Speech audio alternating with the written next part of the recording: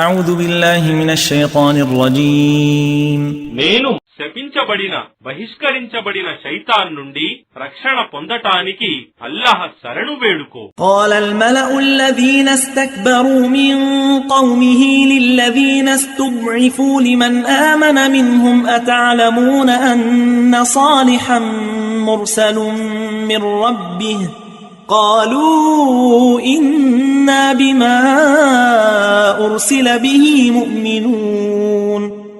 Salih జాతి వారిలోని అహంకారులైన నాయకులు విశ్వసించిన బలహీన వర్గం వారితో అన్నారు, సాలెహ్ తన ప్రభువు పంపిన ప్రవక్త అని మీకు నిశ్చయంగా తెలుసా? దానికి వారు, మేము నిశ్చయంగా అతని ద్వారా పంపబడిన సందేశాన్ని విశ్వసిస్తున్నాము అని జవాబిచ్చారు.